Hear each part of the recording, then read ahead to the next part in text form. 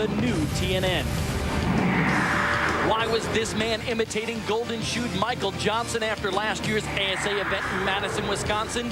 In order to discuss certain pleasantries with this man, Mike Eddy.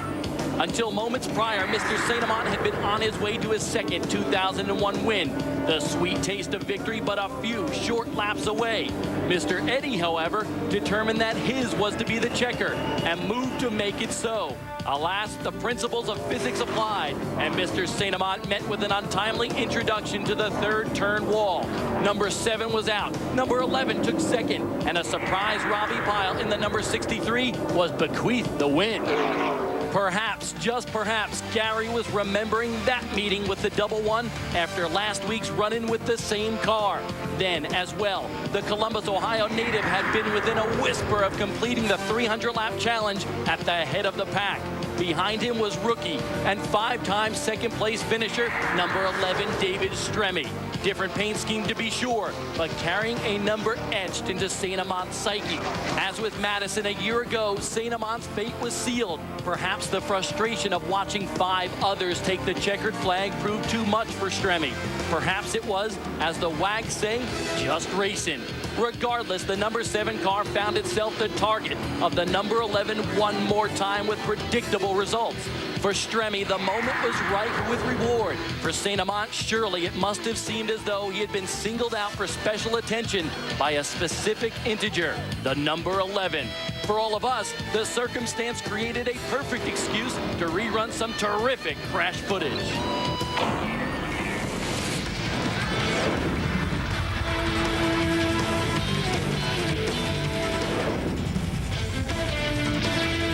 Well, my vision with the 11 car is actually from the 7 car's mirror, and there was 2 separate races that we should have won both of them. Ended up wrecked. We did get a third of Salem, but both wrecked. And one time we need to get revenge and be on the right side of the fence. Oh boy, some tough words from Gary St. Amant, who hopes to shed the bullseye his number 7 car has adorned lately here in ASA. Folks, welcome to Madison International Speedway and the 13th round of the 2002 ASA Racing Series Championship. Today's presentation of the BF Goodrich Tires 300 may prove to be pivotal in the run for the roses that is the ASA Racing Series Championship. A quick look at the points will let you know that in spite of Joey Clanton's incredible record of 7 wins, his last 2 finishes have cost him dearly. And in spite of St. Amant's tangle with good old number 11, he is steadily closing the gap on Clanton, as is David Stremme. Today's race, then, could go a long way toward leveling the playing field. Gentlemen, on behalf of BF Goodrich Tires, start your engines.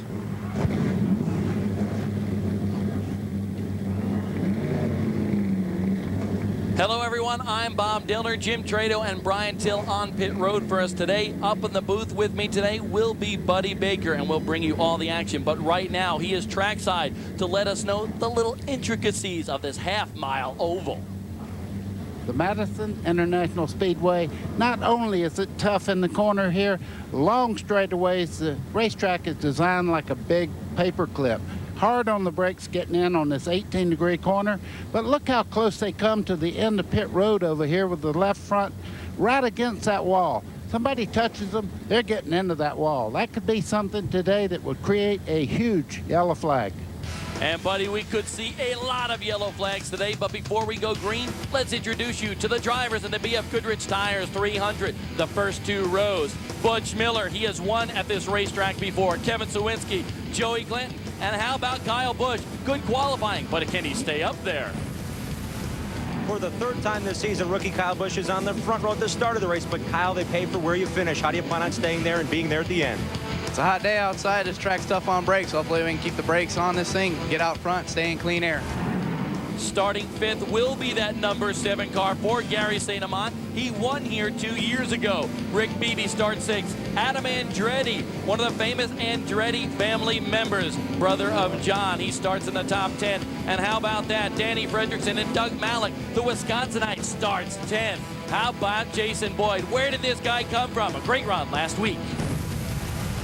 Jason Boyd, you and your team a big favor by getting the monkey off this team's back with a 5th place finish last weekend. What do you got to do to build on that success? You know, we got to do basically what we did last week. You know, the guys that were good in the pits, we got in, we got out. I screwed up twice, but, you know, it's just mainly staying out of trouble like last week's. Ride the first 250 and race the last 50. We'll have to keep an eye on the guy starting 14th. That is the number 36 car of Steve Carlson. We'll have more on him in just a moment. Wisconsinite Cleaver, look for him to have a good run. Stremme, a bridesmaid, no more. David Stremme, you were able to win the race last week. A little bump and run with Gary St. Amant. Any worries about running with Gary today? No, I think you're going to see plenty of bumping and running today. You know, this is a pretty tight track, but really looking forward to coming back here to Madison today because I've had 2 years. I've been here before, so I'm pretty excited. We've had a great car, and Howard's given me the best car I've had here, so we'll have to see how we end up. These guys will have to do a little bumping and grinding to get to the front. Landry Potter, Chad Wood, Mike Garvey hasn't won yet this year, and 17-year-old Joey Miller. And how about this row? Robbie Pyle and Russ Tuttle. Robbie Pyle, the defending winner, and Tuttle almost the win last week in Salem. Well, Russ Tuttle coming off your best finish ever, 2nd place finish last weekend, but 22nd isn't where you want to start. How do you get back to the front? Yeah, we had a broken gear in practice yesterday, missed a lot of practice and went out early, so don't let that be the indication of how well we'll do today. 25th on the grid, Ryan Zeck makes his return to ASA. He led laps at I-70 1 year ago. Ricky Nelson, Rich Gardner, Greg Williams, and Mark Bloor in row number 16. And rounding out the field, Mark Cole, and how about that, Scott Hansen. We will have to keep an eye on the 53 car here today. Everybody, including that man, Garvey's gas man, Jeremy, is ready for the BF Goodrich Tires 300. Oh, you can feel no matter what road you choose. BF Goodrich Tires, take control. Coverage of the 2002 ASA Racing Series Championship is being brought to you by BF Goodrich Tires. Take control. We may not be on the coast today, but there's still plenty of water to have some fun on here in the Madison, Wisconsin area, just like this one, Lake Kuganza, Wisconsin, a perfect place for a little summer vacation. You can see some folks having some great time in their boats on these many lakes, including these ducks. We're going to get ducky here today. Some of the cars stopped on the front stretch here. We had a storm last night, and they are just checking to see if they got all the leaves from the front grills of these race cars. As you can see them rolling once again. Wisconsin, well, it also breeds plenty of good racetracks and plenty of good racers. That's the subject of today's BF Goodrich Tires Point of View. We're talking about the Wisconsinites in today's field.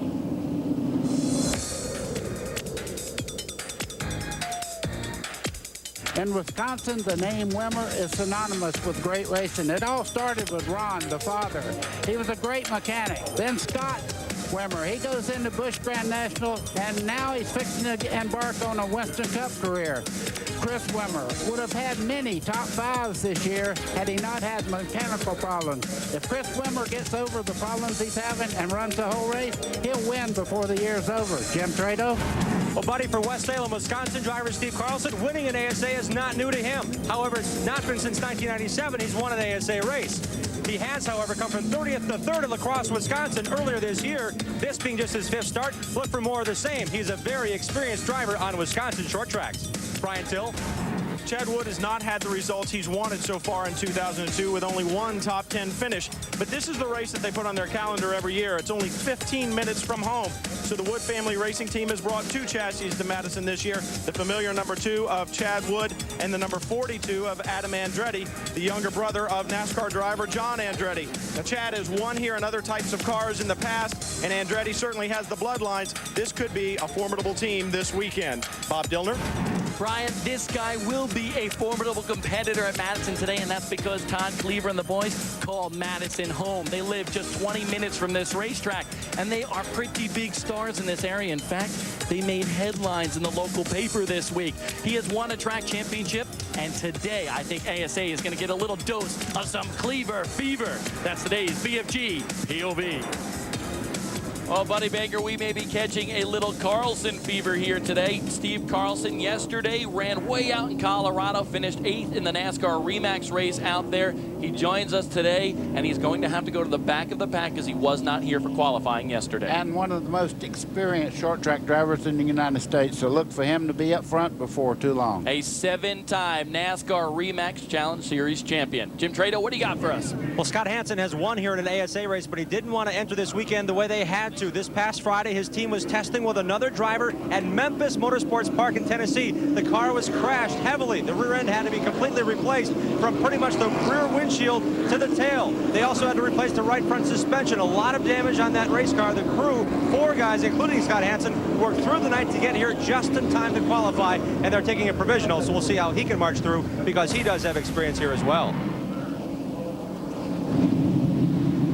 Well, Mike Garvey had problems in qualifying. Strong show last weekend, but disappointing 19th starting position. They think they found the problem. They changed the rear end of the car. It was very loose in qualifying. We'll have to wait a few laps and see if this fixed Mike Garvey's chassis. Well, buddy, as we say, hold on to your lug nuts because it's time to go ASA racing.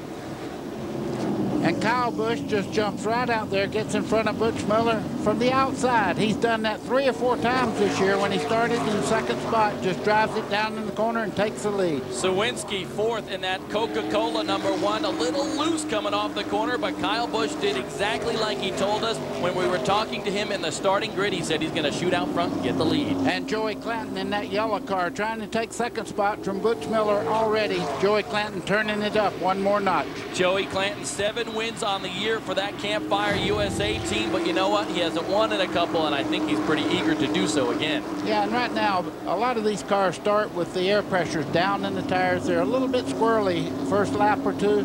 Butch Miller smart enough just to ride until the car comes in, then he'll go after him. And you mentioned just a short time ago that this is a tight paperclip racetrack. I mean, this is a tough place, isn't it?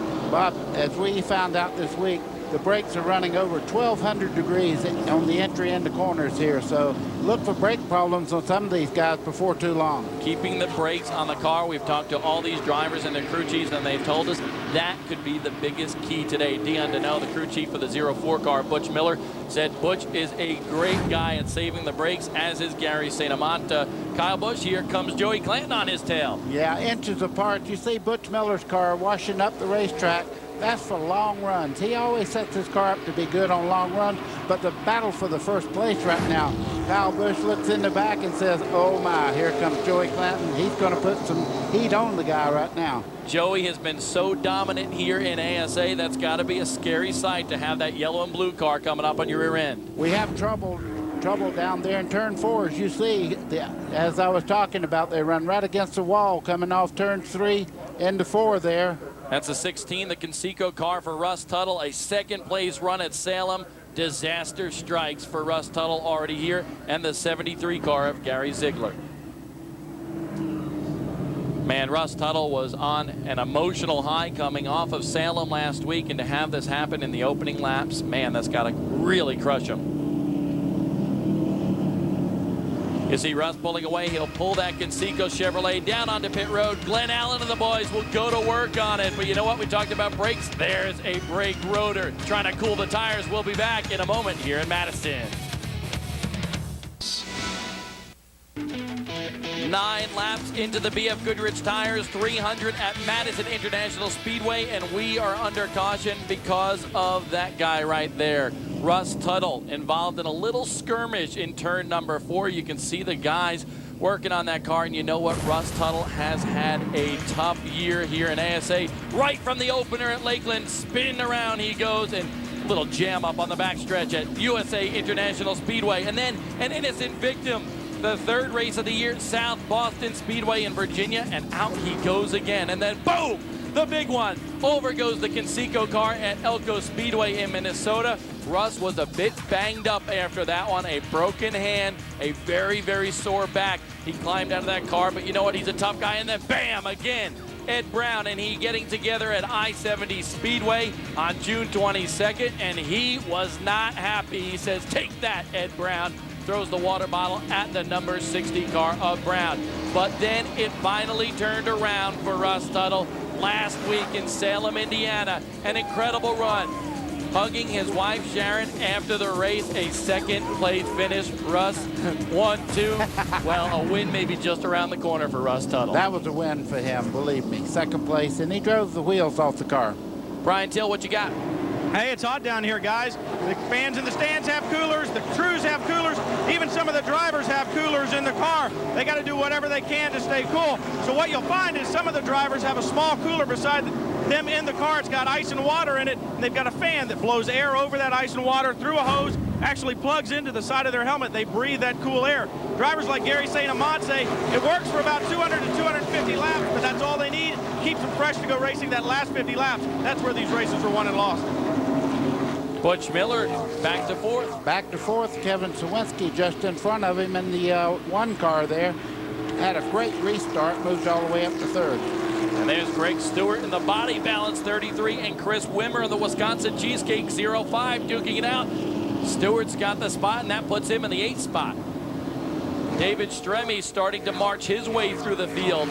Not qualifying as well as he'd hoped, buddy, but you know that Meyer machine is strong. Yeah, David Stremme right on the bottom of the racetrack against that inside wall as he works on Chris Wimmer down the front straightaway just in front of them. Greg Stewart down in there in the 33 car.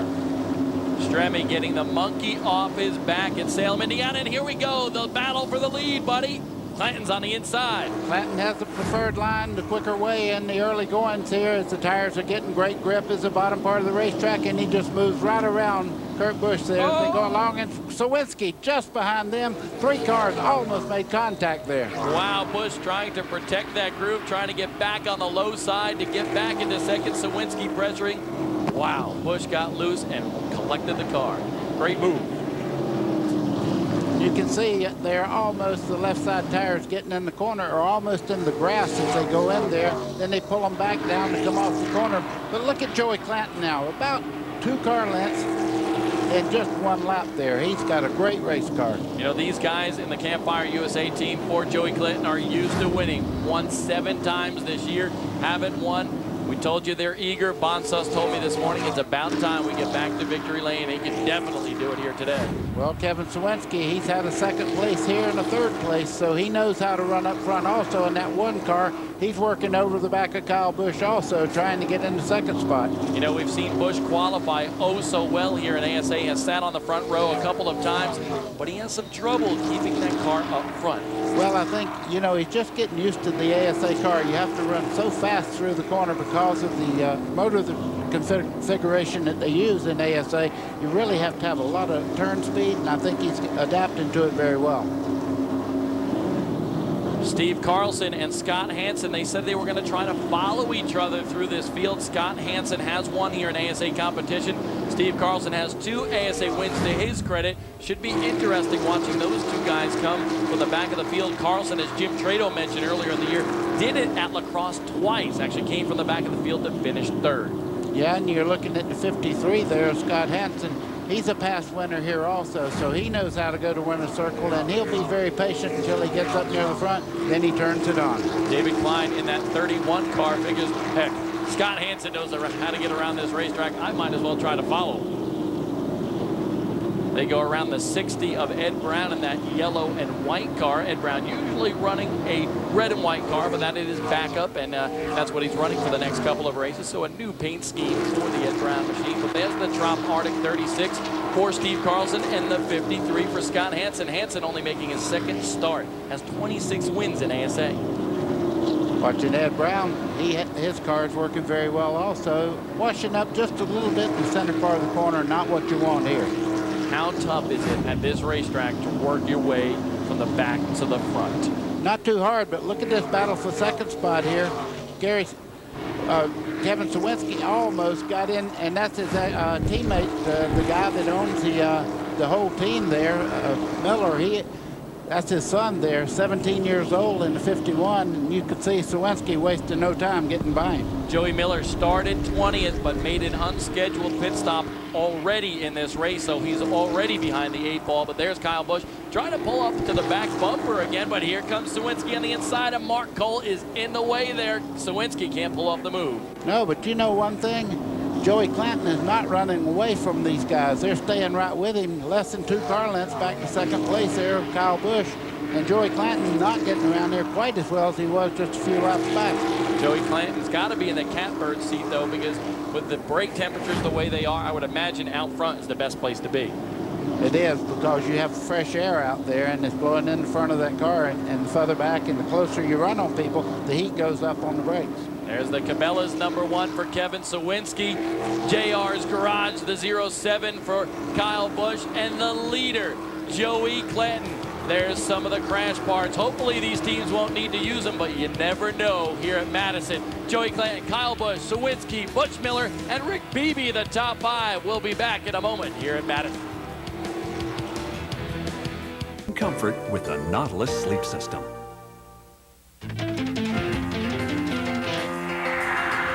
Scenery here in the Madison, Wisconsin area. In fact, those ponies just down the road from the Madison International Speedway. And buddy, you got some horsepower there, but we got some better horsepower on the track. Don't you think? I tell you what, those you could see we had a storm here last night, and some of the limbs were blown down in the pasture there. He had some fresh stuff to eat.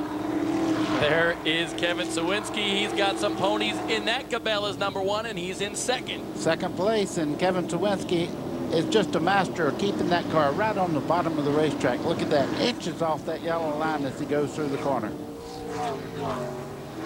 Robbie Pyle is moving through the field. We told you he started 21st, and he is working his way up. He is working his way up. Just in front of him is the track champion here, Todd Cleaver of last year in the 55 car. Been with us all year in the ASA division. Pyle says he's got a darn good car. Isn't that right, Jim Trado? The brakes themselves, Bob, are a lot thicker. This pad is about twice the width as it usually is because they use so many brakes here. This is actually the brake caliper. This is the rotor. This is where the wheel bolts onto the car itself. This is the spare rear end for Robbie Pyle's team. This is also the spindle assembly if they have to go to the crash cart that's all ready to go. This tube here is what is critical to keep air blowing onto the rotor to keep the temperature below that magical 1200 degree mark. That's when the fluid may start to boil. That's also when the brakes start giving up and the pedal gets soft. And as we were talking, you see Robbie Pyle got by Todd Cleaver, the last year track champion here.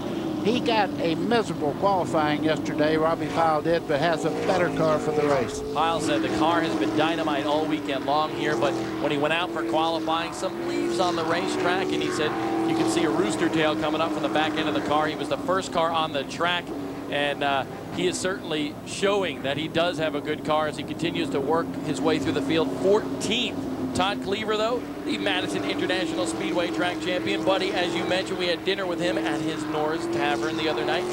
Darn good fish fry. Oh, yeah, and there must have been 300 people there, and it was right in the middle of nowhere, quite frankly, and it was quite inspiring that so many people are pulling for this kid to do well. But everybody knew Todd Cleaver's name there, and everybody certainly knows that yellow and blue car and the black car of Kevin Sawinski. Sawinski reeling in the leader.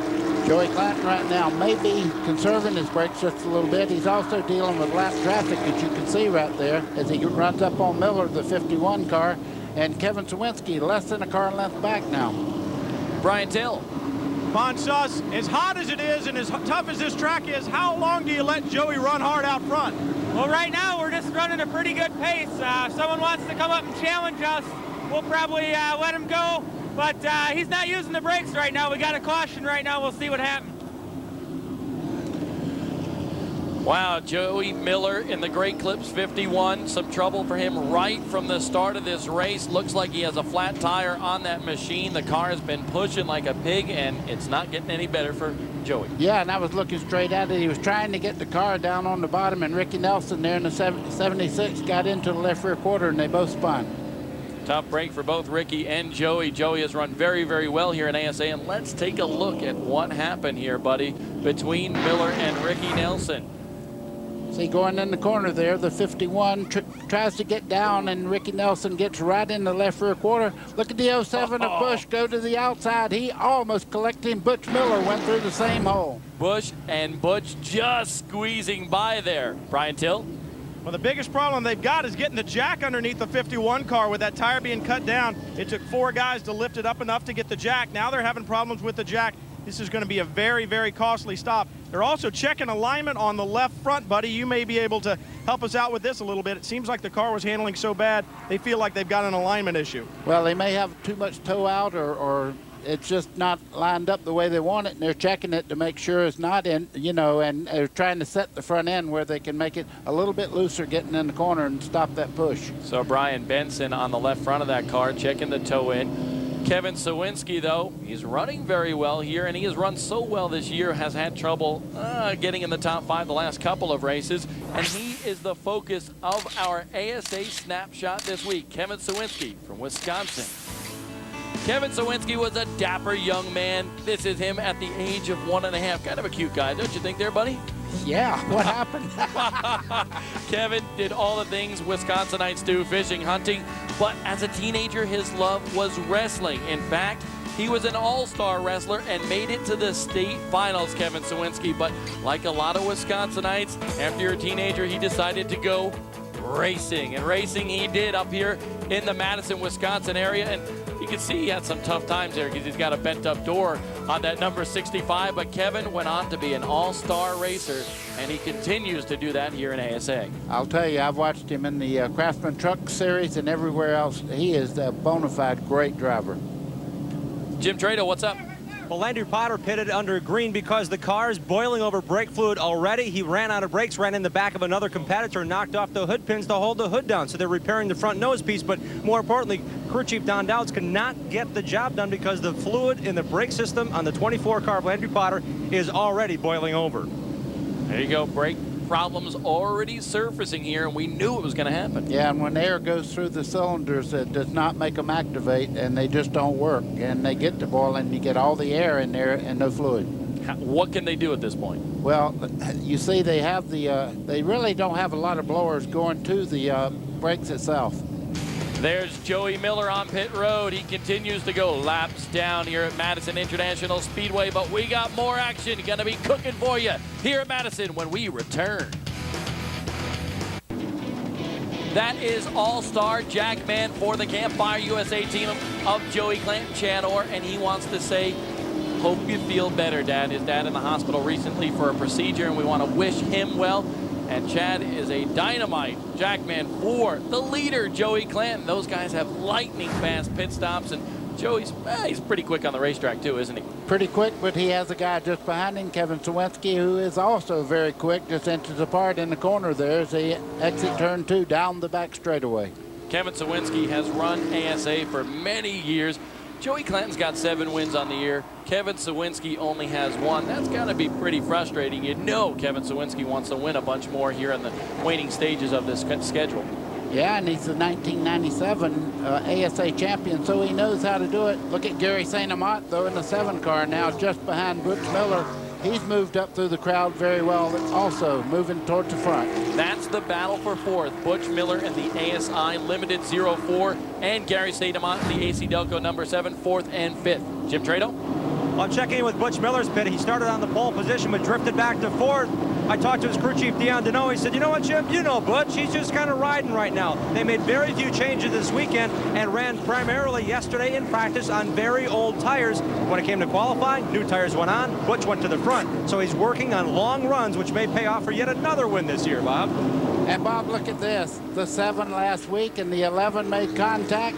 And now they're nose to tail again. Just behind the 7 car here, you see the 11, David Stremme, who won last week by maybe using a little more racetrack and getting in the side of Gary St. Amant, and he was not a happy camper. Oh, certainly not. Gary St. Amant said, David Stremme cost me $12,000, and I will have that in the back of my mind for the rest of this season. Here comes St. Amant on the inside of Butch Miller, and as Jim pointed out, this may be classic Butch Miller. Oh, trouble. Kevin Sawinski in the Cabela's number 1 on the inside of the track. Yeah, and that looks pretty bad. He pulled down. I think maybe the electronics in it went out. He had to switch the box over because he's back up to full song again. The car looks good. Oh, bad break for Kevin Sawinski. What's going on, Brian Till? Mike Chappie, crew chief. It sounded electrical. Did he say anything? Yeah, he really didn't say what happened.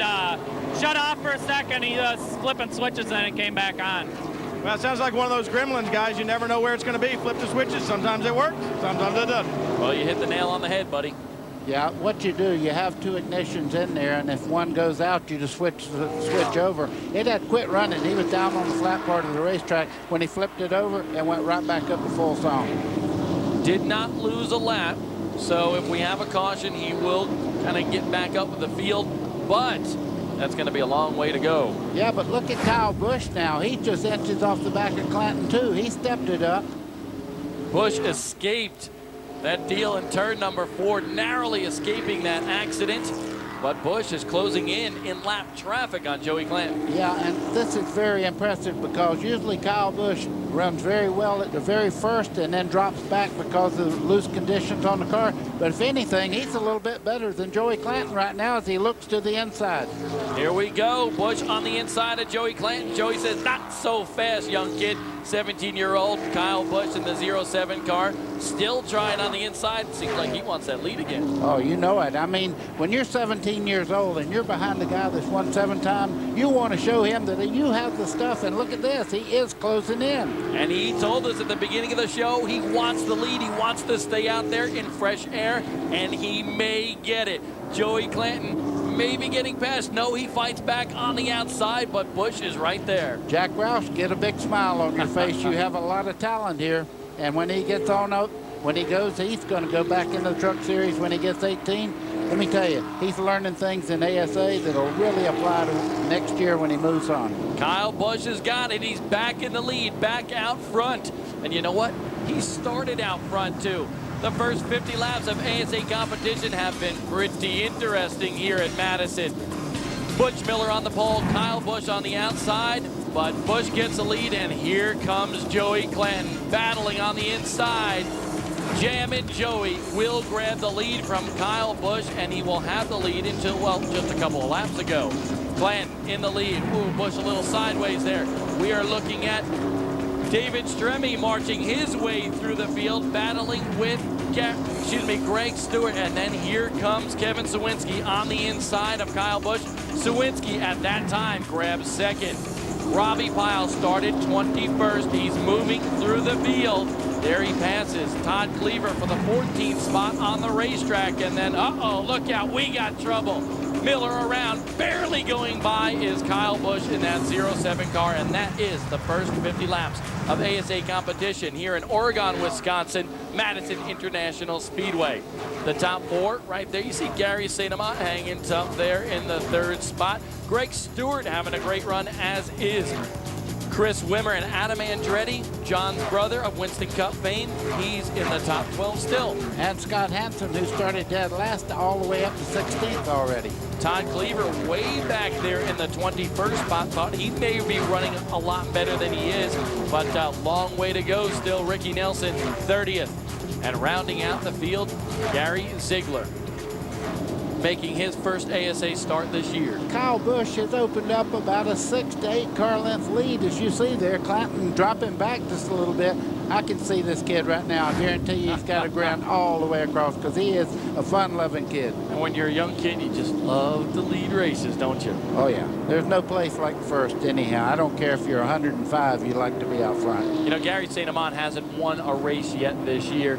And I asked him, has that been frustrating for you? He said, until recently, yes, it has. But I've been running so well recently that it doesn't bother me because I know that I'm going to get the win. And look who's behind me. Yeah, every time he looks in the mirror, he sees. He said that. Here comes David Stremme in the 11. And Butch Miller is dropping back just a little bit. He may be conserving, but he's doing a good job of it. Do you think Gary will think about that, especially this early in the race with the 11 behind him?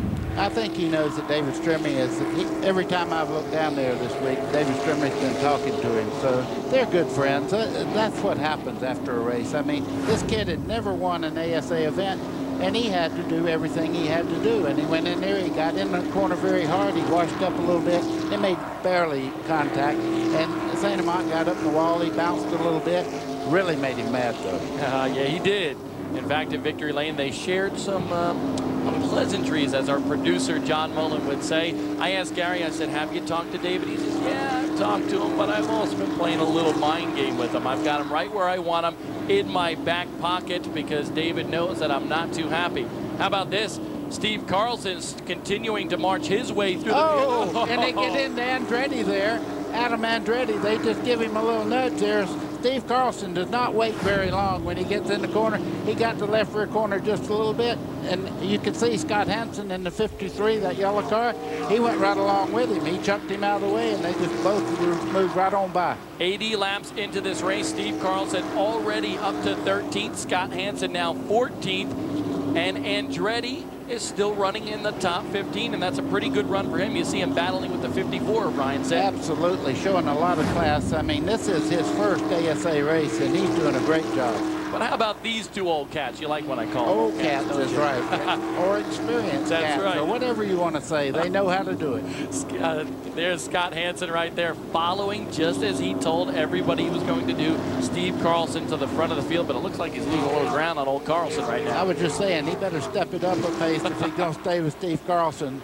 By the way, for the people that just joined us, Steve Carlson raced way down the road last night and did not qualify this car. Had to start in the back end of the field, and it's one of the best short track drivers that we know of, and he's really marching towards the front. In fact, the car just behind Scott Hansen there, the number 2 is Chad Wood. Well, Chad's dad, Jerry, qualified Steve Carlson's car here yesterday.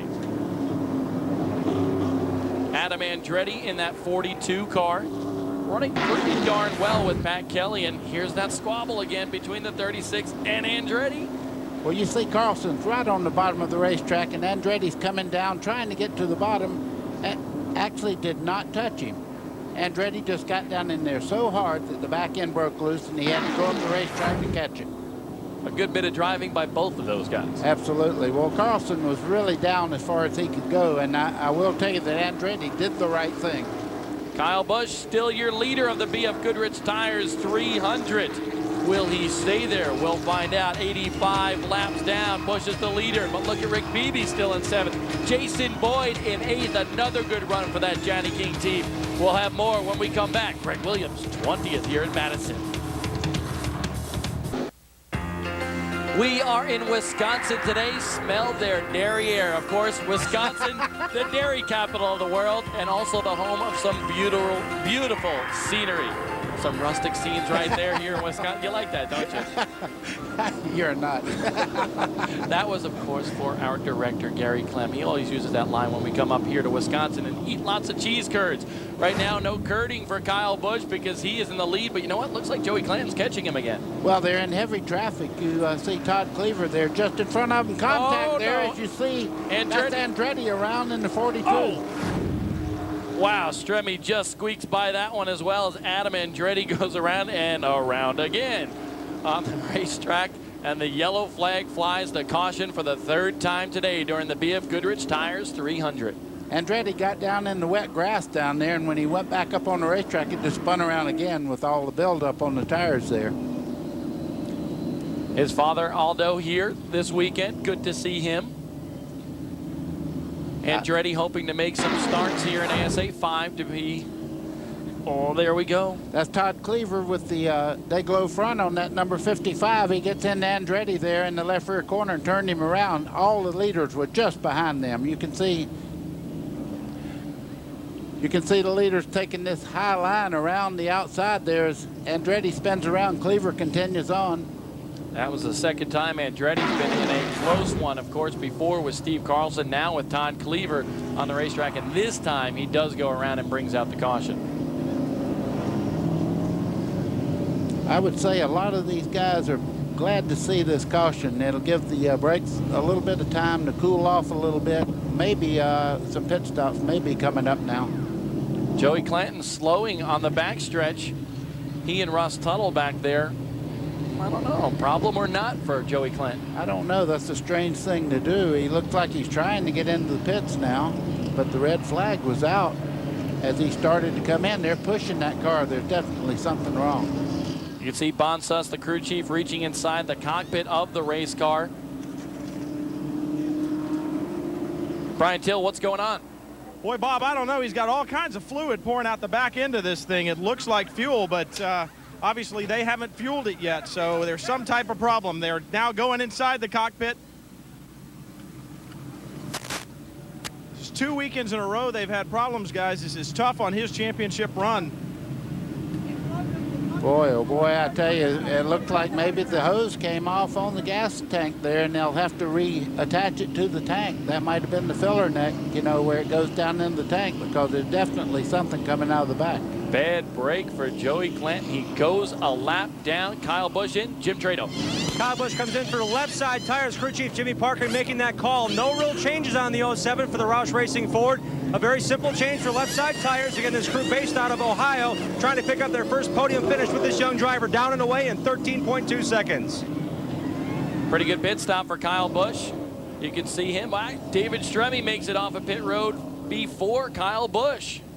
Yeah, and you see that's very narrow there. Busch out in the grass there trying to get back on the racing surface. Doing a little off-roading, Brian. Well, one of the sending units here on the top of the fuel tank on Clanton's car seems to have come loose. That's where they've lost the pickup of fuel, and that's where the fuel was spilling out from. Costly mistake as he's going several laps down as they're trying to get this problem repaired. Jody Wilkerson and the boys, that is Bon Sus there, and they got to be pretty aggravated because that's just a tough break. Yeah, and you never see that happen to a car. I don't know how it even broke off. Bond, you can see Jody Wilkerson. He's going to be going back to the pit area. The pit area here off of turn number 4, back behind turns 1 and 2, and it looks like that may be where Jody Wilkerson is running, although he's talking to They're some trying of the to guys borrow something off of the car that's already retired there, the 73 car. They look like they want to get in the trunk of it and borrow something off the fuel system there to put into Joey Clanton's car. That's Gary Ziegler's car. You see Jody Wilkerson going into the back panel of that car to maybe replace the hose, get a hose off of that car and put it back on the Campfire USA 83. Darn, that's got to be frustrating. Well, Joey Clanton is just right now snake bit. He had so much luck at the first of the year winning 7 events, and now having things happen that I've never seen happen to cars. Chad Orr lets the car down. Joey on pit road, and he's stuck there until they can get that fixed. Meanwhile, our second place runner in the points, the 7 car, going right on around the racetrack, and Gary St. Amant says, you know, I'm running for the championship. I've done it before, and with a little bit of luck, we can close in on Joey Clanton. Well, this is what happens when you, and really, Joey Clanton hadn't done anything wrong. He's just got a piece broken off the car, but he has to wait to fix it. Tough break for Joey Clanton. The points issue at hand here, as we mentioned in the opening part of this show. Joey going laps down, and guess who is the leader of this race? Gary St. Amant comes out in front of everybody off of pit road, and he is leading the BF Goodrich Tires 300. Brian Till, what's up? Well, they're struggling to find parts. They've been calling all around for all these guys that have been out of the race, and they're looking for parts to find. It's a virtual scrapyard down here. It's like going to the junkyard and finding the piece you need. It's hard to get it done, especially when it's a race car. How about that? Everybody from the Campfire USA team just sprinting all over the place on the infield of this racetrack, and they're just trying to get the job done. You know, if it was a piece that you would break weekly or something like that, you would have spares, but I've never even seen this break off a car before. And this team showed you at La Crosse, when they crashed, they had everything to repair that race car. Jim Trado? Well, Gary Ziegler's out of the race to the fortune of Joey Clanton, the point leader. A fuel regulator has gone bad. This is the top of the fuel cell Jody Wilkerson's working on. He's trying to get that cap off. There are 2 fuel pumps in the fuel cell. The fuel regulator obviously regulates the fuel flow. They don't have it. Now they're trying to get it and salvage it off of Ziegler's car. Looked like Jim was going to try to help out there. Jim probably could. His brother's quite a great mechanic. He works on David Strimme's car. Ron Trado works hand in hand with Howie Leno on that number 11 car in their Milwaukee-based shops for the Meyer team. Brian Till still checking out things down there in the Campfire USA team, and those guys right there that are standing next to the car, they can do nothing but wait as we're about to go green again here in Madison, Wisconsin. Gary St. Amant, the leader. Right behind him, David Strimme, and just behind him, Kyle Busch. Rounding out the top 5, Mike Garvey and Robbie Pyle, all the way up from 21st starting spot with that Sitco 63 in 5th. Here's what we've been talking about, the 11 car following the 7 car of Gary St. Amant. We've seen a lot of that. In fact, here at Madison, as we mentioned in the opening part of the show, Mike Eddy in that 11 car last year, a last lap incident that took St. Amant from the victory. I got to tell you, David Stremmy's car is a lightning bolt out there. He moved in on Gary St. Amant about 5 car lengths in one corner just a second ago. And not long ago, Gary St. Amant just moved over and let David Stremme go because he did have a better car at that point. You know, David Stremme is one of those true racer types. I mean, any chance he can get, even if he isn't driving, he goes to the racetrack. Told me after the show today, he's going to buzz on out to Slinger Speedway about an hour from here to check out the local late models run. Right there, he shows a little inconsistency in traffic, though. He gets hung up with a lap car. That was Andretti on the inside there. He got hung up, and Gary St. Amant took advantage, and you could see a slip right there, like David Stremme may have gotten in the water or oil or something. The car just skated across the racetrack as Kyle Busch makes a move for second. A slip is all Kyle Busch needed. He goes to the inside, and he has the spot. Maybe, maybe not. Yes, he's got it on David Stremme. David Stremme looking back on the inside there. I wouldn't want to put a piece of paper between those two cars, but Busch takes the spot. Stremme is not afraid to trade some paint, has shown that time and time again. Here, look at Steve Carlson in the 36 from the tail end of the field all the way up there in 4th now. How about that? You knew it was going to happen. Steve Carlson on the charge. He will be a factor at the end of this race. In fact, many people predicted Steve Carlson to win this race. There's Piercy and the boys of the AC Delco crew. Gary St. Amant, they like that he's in the lead. We'll be back in a moment here at Madison. Lap 50 through 100 here at Madison has been awful exciting. Kyle Busch and Joey Clanton battling for the lead. Kyle Busch had the lead once before. You know what? He's got it again. Steve Carlson in the number 36 and Scott Hansen in the 53. They are coming through the field. Carlson 4th right now, Hansen 11th. And how about that kid? Out of Florida, the Janney King team, the number 86 car of Jason Boyd. He goes around the Rocket Man Rick Peavy for 9th. And then, uh-oh, there goes Adam Andretti. Spins after a little contact with Todd Cleaver, the local hero. And then problems for the 83 of Joey Clanton. Just a heartbreaker for them. They're on pit road, and they continue to have problems, buddy. Yes, but one thing I did notice, they do have the 83 running again. Joey Clanton is back in the show right now, but he's in 29th spot. And let me tell you, we have a battle for the points lead now. Here it is. This is pretty darn good. Gary St. Amant, David Stremme, Kyle Busch, and Steve Carlson all running nose to tail. Those 4 cars, they're battling for the lead. And here comes Steve Carlson looking to the inside as the 2 front cars go by. Carlson runs right up beside of Busch as they go down in the corner. Carlson picks up the throttle and just rockets away. You know, Busch showing a lot of maturity there because it looked like he said, okay, Steve Carlson's got the lane, let him go. Yeah, and I was listening to his crew a while ago, and they told him to move over and let those guys go. Keep those brakes under the car. Don't get too anxious. Hey, remember last week, buddy? These two, just as they are now at Salem Speedway, running for the lead with just laps to go. Oh boy, we got the cars slowing on the front stretch, but last week at Salem, how about that? David Stremme on the inside of Gary St. Amant. They go into turns 3 and 4. Stremme up the track.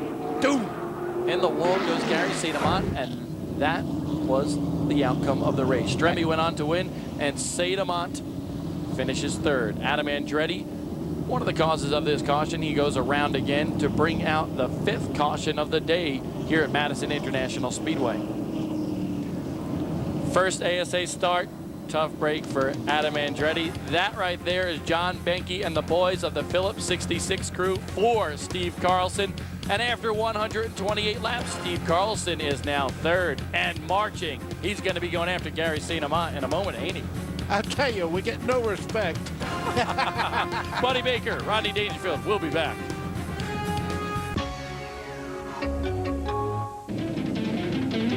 Very, very hot here at Madison International Speedway today, and that guy running a little hot too. Mike Garvey's Tecumseh number 17 sits on pit road as Robert Chapman and the boys close the hood, and this is what happened when he came down pit road. Whoa! Kevin Merrick and the guys get blasted. Wow, Jim Trado? Well, the water temperature reached 240 degrees. The car went away after the pit stop, and what they had thought they had a problem with was the handling because he hit a tire on pit road, but that was not the situation. The engine was starting to get hot. The electronic system on these cars has a tendency to shut down on occasion if the car gets too warm. The water temp to 240 degrees, and that splash came because they tried to relieve the system of all that built up boiling water to get more antifreeze and water in to the engine area. To make that very simple, they took the radiator cap off and the water spewed right up on their face. Man, Mike Garvey has had a tough season right from the get-go, right into the wall at Lakeland. Then at South Boston, he tangles with Brandon Butler. And how about this? Mike Garvey and Wayne Anderson then in the 86 car at Pensacola. He goes around a little fender flapping at Kaukauna at Wisconsin International Raceway. And then at I-70, he and Joey Clanton go boom, boom, boom, and around goes the 17 on the front stretch. And how about this one, too? Todd Cleaver and he at La Crosse just a few short weeks ago. Garvey's been pretty disgusted this year. A real tough guy here in ASA competition. You know that team, especially with Joe Shear helping out on a part-time basis right now, will be back to the front. Yeah, and this is basically a brand new team, and he has won 13 times in ASA. He knows how to win. Joey Clanton certainly knows how to win. Will not do so here today, but he is back out on the racetrack, as Buddy Baker pointed out just a short time ago. Getting ready for the green flag once again. Gary St. Amant in the lead, but we got some battles up front, don't we? We got battles all the way back. As you see, the guys already 2 by 2 as they go down the front straightaway. But up front, Gary St. Amant leads them all there. And of course, I don't know, Kyle Busch has to have the greatest restart of anybody I've ever seen. He was all over Steve Carlson in 36 just in front of him, trying to take that spot back.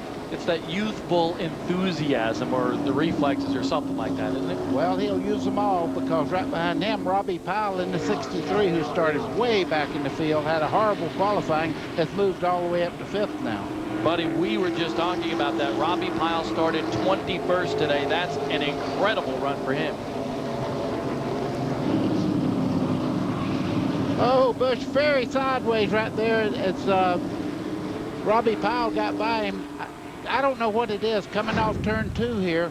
2 or 3 cars already have done that. It's like there's water or something from rain last night. It might be seeping through the pavement, and you get up high, the back end of the car just breaks loose. That and ASA officials had said Mike Garvey was leaking fluid on the racetrack a little bit. Maybe that could be a cause for the little looseness condition down in turns 3 and 4. But look at that battle. Todd Cleaver, Greg Stewart now in the top 10. They are running very, very well. And just behind them, running 8th, is Ryan Zeck in the 54 Lohr's Motorsports car. Looking at the 55 of Todd Cleaver, they brought 175 people here, just friends. His father bought tickets, and they distributed them to the close friends of the family. You know, and they told us the other night, first they bought 50. Didn't think they were going to be able to get rid of them. They were gone in just a couple hours, and he had to keep on buying more tickets and giving them away. Ryan Zeck, though, having a great run in the top 8 from Eureka, California, now lives in Charlotte, North Carolina. He had a good run a year ago as well. Driver Ryan Zeck was able to lead laps last year in a race car at I-70 Speedway in a limited run in ASA. The unfortunate thing is he didn't have a full-time ride. He's back this year with Lohr's Motorsports. Mark Lohr's given him the phone call. And Ryan, you're also an engineer, mechanical engineer by trade with Robert Yates Racing. How can you apply that, or does it hurt you at times being an engineer and a race driver? Well, you know, growing up as a kid, I always was interested in math and science, and I really enjoyed the engineering part of everything and analyzing things. And sometimes it gets you in trouble. You overanalyze things. But, you know, it also has helped me in a lot of things, understanding different systems of the car, sway bar, and how things apply. Joey Clanton's had a lot of success with it, and hopefully I can too. Joey Clanton, the point leader right now, is also a mechanical engineer. Buddy, you spent some time with Ryan this morning. He's a pretty smart kid, isn't he? Absolutely, and that was the clips you were looking at was last year at I-70 when he actually led quite a bit of that race. Jim Trado?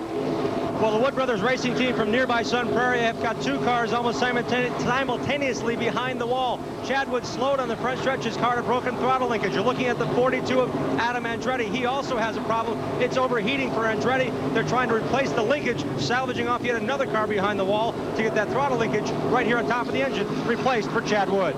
How about that? Both cars for the Wood boys out. The number 2 for Chad Wood and the Baja Cade number 42 for Adam Andretti in his first ASA start. The battle up front again between the 7 and 11. Deja vu. This is how it looked with just a few laps to go last week in Salem. The 7 and 11. Of course, the 11 got in the corner a little bit hot, knocked Gary St. Amant into the wall. Here they are, nose to tail for the lead again. You know, the 7 and 11, usually that's good numbers, good luck.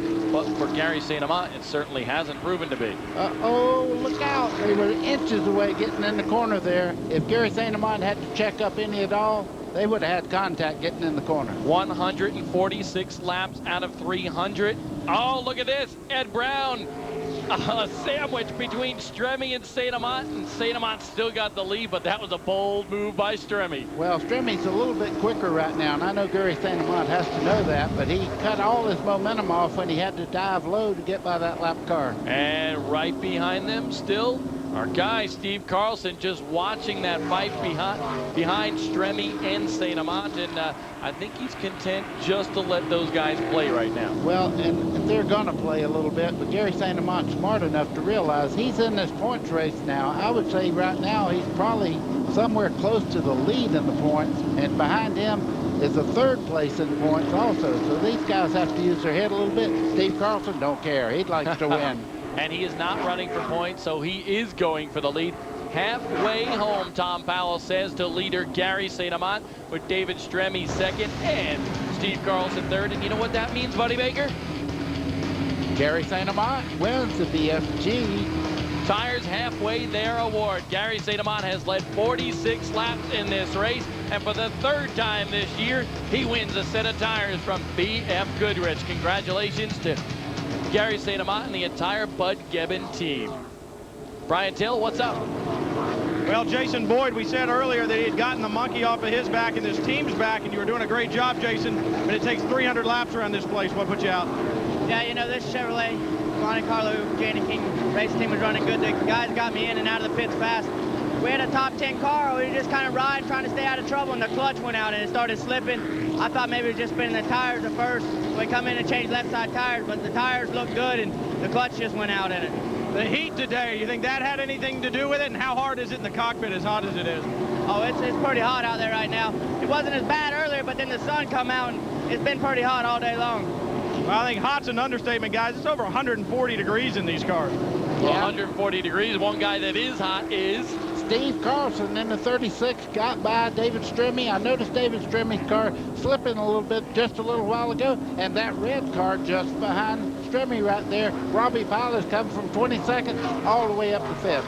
an incredible run for the Sitco team of Robbie Pyle and that man, the Phillips 66 car for Steve Carlson.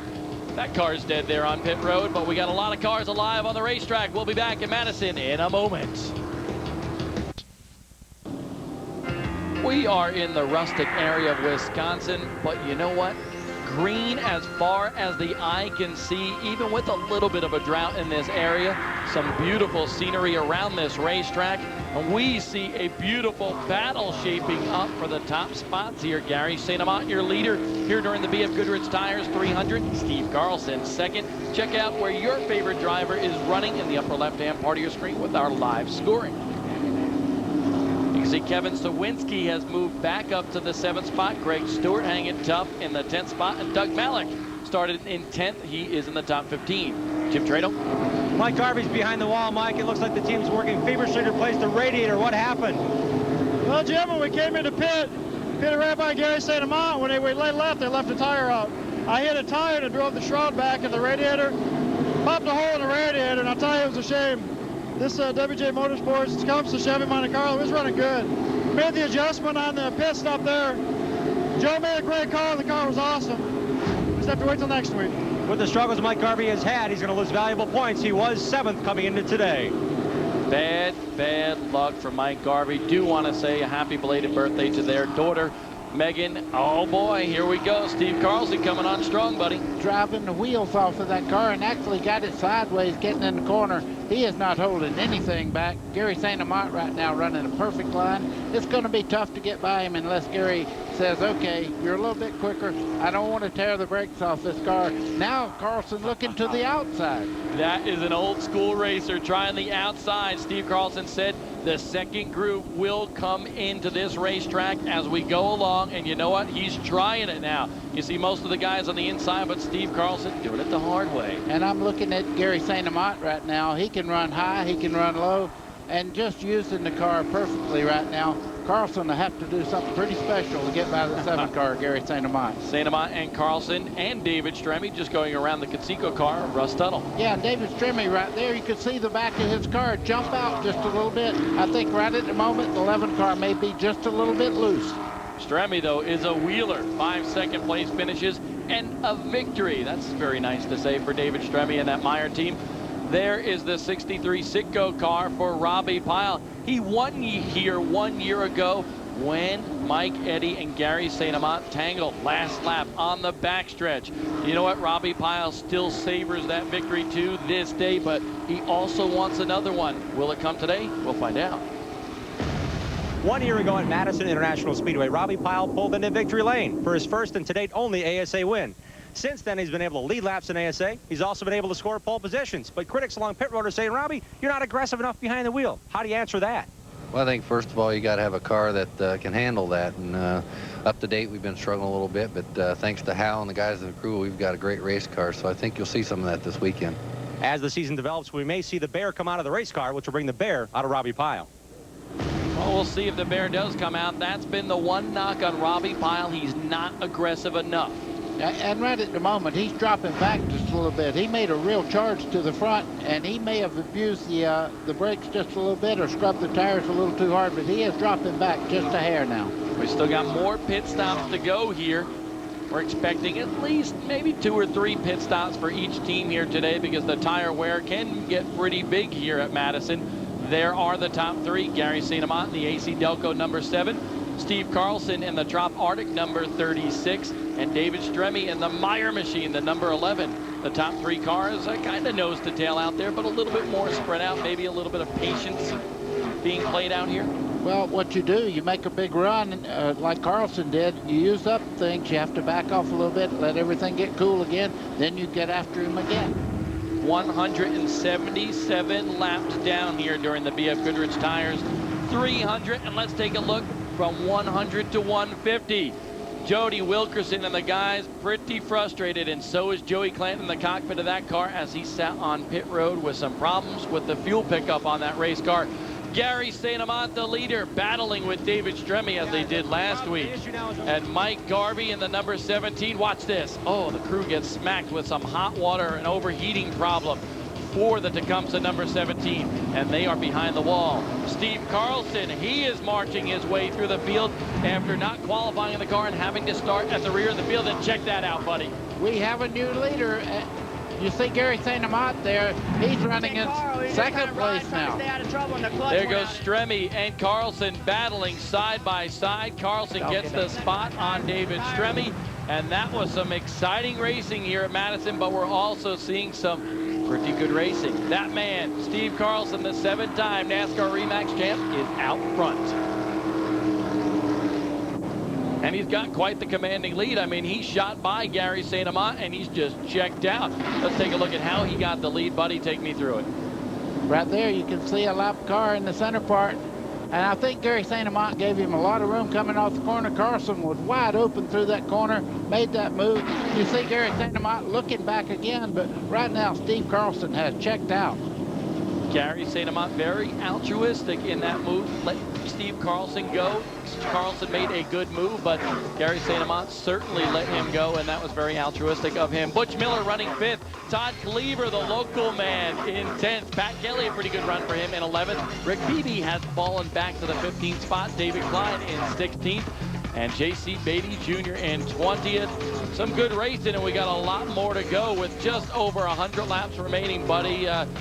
Steve Carlson looks pretty dominant. Gary St. Amant looks strong. David Stremme, Kevin Sawinski at times. What do you think at this time? Well, I think our first 3 cars are very equally matched, and this is not over by a long shot. You can see right there, Gary St. Amant has closed back up a little bit on Steve Carlson. Carlson just put Ryan Zeck a lap down, and Zeck running in 14th in that number 54 car.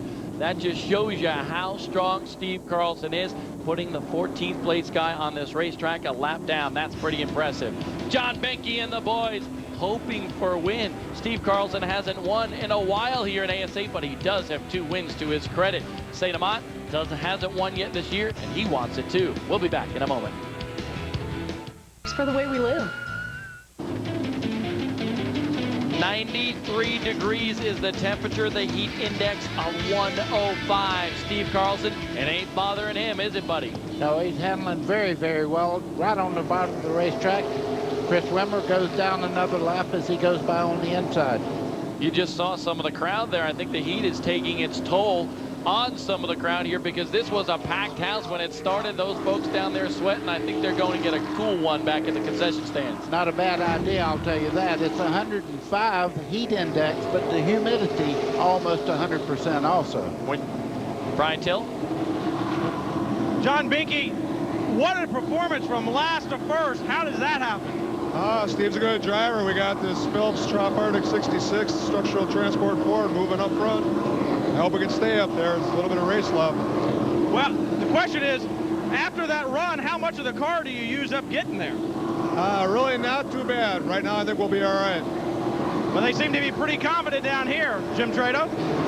Well, Ryan Zach has succumbed to the heat. Very disappointed. He wanted to run well here. He's got ice in. He's got water down his back. Ice packs as Mounds pouring water over his head. Zach is flat done. He cooked it. Unfortunately, too hot in the race car to continue for the Lords of Motorsports, Briggs & Stratton Chevy. Zach, a pretty tough cap, but you can see how the heat is taking its toll on these guys. Bob, and it's also very hard for a guy that does not race every week. It's tough on these guys. Heating up for the lead as well. Gary St. Amant on the inside of Steve Carlson. Todd Cleaver just in front, trying to stay on the lead lap. And that's how the 7 of Gary St. Amant closed in, because Cleaver is fighting to stay in the lead lap, and he will not give him a break at all. You can see the 2 lead cars there side by side. Cleaver right now, he does not see Gary St. Amant, so he's running a higher line through the corner, and Gary St. Amant now has problems with lap traffic also. St. Amant's got the lead back as he goes now to the inside of the 55 Tailgater Sports Bar and Grill for Todd Cleaver. Oh, there comes Carlson. That's what I was talking about. That lap car right there was on the bottom of the racetrack, could not get any lower. He has a right to be out there also, but Carlson just went right on by. But you see right there in front, the 55, Cleaver fighting to stay in that lead lap, giving nobody any breaks. The leaders go by the 72 car, Mark Floor, and they had just gone by the 48 of Rich Gardner. They are still behind Todd Cleaver. Cleaver is not as fast as the leaders, but he's fighting to stay on that lead lap. And he has to. I mean, you don't want to just roll over and play dead because the leader gets behind you, but if they close in, the flagman's letting him know right now the leaders are there. He'll probably let the 36 of Carlson go pretty soon.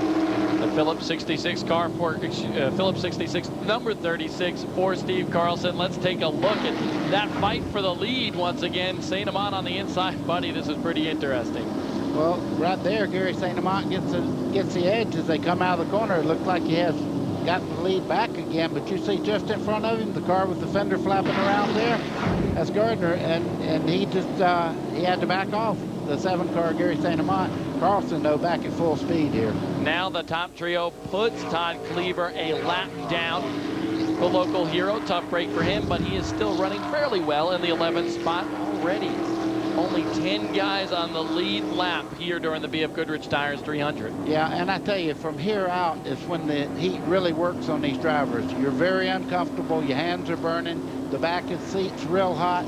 Also, you're breathing very hot air inside that car. This is when the drivers in the best physical condition come to the top. And right there in the 11, Davis Dremy, one of the most fit drivers out there. Doesn't even use a cool suit or a cool box inside that car. Showed it at Pensacola where he withstood the heat maybe better than anybody. Yeah, and he said, I let my crew down one time because physically I just fell over in the seat. I went to the gym and started working out regularly. And when he gets out of the car, he does not look like he's even been in a battle. Gary St. Amant does have a cool box inside that car, but says sometimes he doesn't even use it because occasionally it'll start blowing some hot air in there. Jim Trado? Well, the unfortunate problem is a number of cars are getting overheated with brakes and with drivers. We saw Ryan Zeck getting overheated. John Silverthorne's behind the wall. A lot of other drivers worried about their brakes, and they're complaining over the radios. Brian Till. Well, I checked with Howie Leto on David Strimmy. He said, we're just kind of riding right now a little bit. We're going to take our time. The car's a bit loose. Next pit stop, we'll throw some tires, maybe make a tire pressure change. We'll be right after him. That's the key. That's when the race is going to be decided, after that next pit stop. Don't you agree? Yeah, and Gary St. Amant is showing a lot of muscle and a lot of patience right now. He's every bit as fast as Carlson in that red and white number 36 there, our leader. But I think Gary St. Amant right now also looking at the big picture. He's saving a little bit for the last. Well, let's talk about Steve Carlson. This is pretty impressive. What he did at La Crosse, he flew in, had only about 2-3 hours sleep, and came from the back to finish third there, and he is doing something very similar here. That's incredible, coming all the way from Colorado yesterday to Wisconsin, and he's leading this race. Yeah, and he's the type that would take a nap in a race car just before a race. He's that type of guy. He races all the time, loves racing, lives in that race car day after day, runs 3-4 times a week, and loves it. Coming up on Pat Kelly. Pat Kelly is running right now 10th. Joey Miller has had all sorts of trouble, the 17-year-old kid from Minnesota. Of course, his dad owns that Great Clips machine, and Joey Miller has really shown his stuff here in ASA, has 2 top 10 finishes in just a few starts, battling with Mike Garvey. But Joey Miller will be one to be reckoned with here in ASA in the future. Well, Joey Miller's had a pretty impressive debut in ASA this season. In only 4 starts, he's got 2 top 10 finishes, and all at the age of 17. While a lot of his buddies are going to the beach this summer and playing ball, Joey, you spend your time in a hot race car. Why? I don't think the cops would like me racing around on the street, so I mean, it's fun racing. I mean, you can't beat it. Kevin Swinski, Danny Fredrickson, and my dad, Joe Miller, it really helped me out a ton. I mean, beats going to summer school, I guess. Well, summer school never sounded so good to me, guys. Instead of a chalkboard, this guy's got a dashboard. I like that school of thought. Joey running 22nd, but he's slow on the racetrack, buddy, because we have a caution. Yeah, Pat Kelly got around backwards. Gary St. Amant came very close to knocking the front end off his car in this incident. We just mentioned Pat Kelly was running 10th at the time, and here it is right in front of the leaders. Pat Kelly just goes down in the corner, very hard, spins right in front of your leader. Carlson goes up. Look at Gary St. Amant there, squeezing by on the inside. David Strimmy just squeezing by also. Pat Kelly had been losing the handling on that car, running in the top 10 all day, but you can see it just seemed to be a bit loose going in the corner. Ryan Zeck climbing inside the ambulance just to get checked out, a little bit overheated. You can see him with his shirt off right there with his dad Rudy in tow. But Steve Carlson not affected by the heat just yet. Really smoking out there. We talked about everybody making adjustments here. Our leaders come down pit road to make that final adjustment. This could be the last pit stops of the day. Steve Carlson already on pit road. Brian Till. Well, he's perfect on the marks. I asked John Binky, are you going to make any changes? He said fuel and right sides, that's it. No air pressure, no track bar, no nothing. They got a good car. They're going to the front. They're staying there. Trado? Gary St. Amant is in a right side change. The second set of BF Goodrich traction TAs for this team. They have not changed the left side tires as of yet. They wanted to make a track bar adjustment. Gary said, no way, just give me the tires and let me get out of here. There you go. Gary St. Amant off pit road first. How about that? Bill McGowan, Jay Platts, and the guys with another dynamite pit stop. But Fred Mullum says, hey, slow down. I got to let these other cars pass before you can get out on the racetrack. Boy, Steve Carlson sitting there in third, leading when they came in. Here's a look at why we are under caution. Pat Kelly just kind of going around right in front of Steve Carlson and St. Amant. Yeah, he looked in the mirror and saw the leaders back there and was trying to stay out of the way and just drove her too deep in the corner and lost the back of the car. St. Amant out first, in second and out first. They are having some good pit stops here today. Don't know if we're going to see any more pit stops, but these folks are going to see a great race. You better hold on and buckle up now because you're going to see a great race at home. Stay tuned because we got more when we come back. 800-951-9449. Still got plenty of action here to go in the ASA Racing Series this year. Some awesome races coming up, including Toledo Speedway in just a couple of weeks. Man, there's some good tracks on that schedule, including Winchester, and a brand new racetrack we're venturing to, Ileana Motor Speedway on September 22nd. You know what, buddy? We'll be at all of them. Yeah, and I'm looking forward to it. Great racetracks all. This is a great racetrack, and we got a great battle shaping up. Steve Carlson, man, he's in the lead. Mike Garvey there, many laps down. But for all you Mike Garvey fans, that Tecumseh number 17 is back on the racetrack. But check this out. 7 and 11, they're like magnets to each other out there. We watch them every week, and David Stremme right on the back bumper now of Gary St. Amant in the 7 car. All these guys with fresh tires trying to go around the lap car of Ricky Nelson. St. Amant, your leader. Stremme second. Carlson in third. And how about Kevin Sawinski in the Cabela's number 1, back to 4th. Boy, I tell you what, and he had to stop on the back straightaway, switch ignitions, and worked his way all the way back up to 4th again. Well, we showed you he was a wrestler when he was young. He has wrestled his way back to the front. I know that's a big cool cliche. Yeah, but Steve Carlson right there gets tagged just a little bit. And I want to say something about Pat Kelly, the guy that spun out in front of the leader that brought out our last caution. Something broke on that race car. They're working on it. He didn't just lose the back of the car. They're working on it in pit road right now. 76 laps to go. You see Butch Miller just behind Kevin Sawinski in that 04 cars. So some of these guys that have been hanging out are making their presence felt once again. Jim Trado? Well, Pat Kelly came in the pits in the 9th position. Unfortunately, when the car went off the jacks, he popped it into gear and broke the left rear trailing mount bracket. It actually sheared off, so the team's trying to fix it. I asked Pat Kelly, hey, how you doing with your body temperature? He said, no problem. I've got this homemade cooler we've got, and I'm sitting pretty cool. Some of the best engineers, guys, in America are found on pit roads at racetracks. I will tell you about those units. They're wonderful when they work. When they quit working and you need them, oh boy, I'd rather not have them and not depend on them. The 04 of Butch Miller, we mentioned he may be playing that waiting game. Butch never goes away and never gives up. He keeps making adjustments on that car, able to run below the yellow line in the corner. That car is handling perfectly, and Butch Miller, 3-time winner already this year out of 5 races. Hey, don't count him out anytime he's out there. Just behind Butch is Kyle Busch, the 17-year-old kid. And I asked Butch this morning, I said, how is it racing with Kyle Busch? He said, you know what? I was already old when Kyle Busch was born. Brian Till. Well, Mike Chappie, Kevin Sawinski got put back early, but he's charging back. Does he have enough to get to the front? I'm not sure. We've really had to use the car up bad because it's shut off on us a couple of times, but Kevin's really up on the wheel. We want to try to put on a good show for Cabela's and Coca-Cola, and right now our biggest problem is he's really hot. He knocked the helmet hose off when he was trying to turn the car back on, so Kevin can hang in there. We have a good car. Well, we said it would be all about heat, and it seems to be. It seems like he's lost that cool air to his helmet. Could be a long drive to the finish, guys. And what that is, it's a plastic hose that goes in the left side of the helmet and feeds fresh air into the driver's face, and it blows that cool air in there instead of circulating that hot air that's inside the car. That's got to be tough for a racer. Isn't that right, Jim Trado?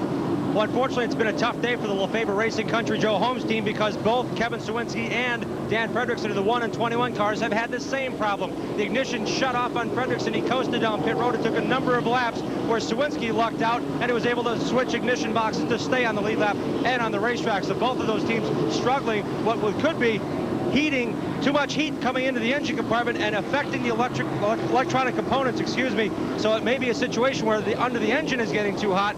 We saw Fredrickson fall out with overheating problems last race at Salem.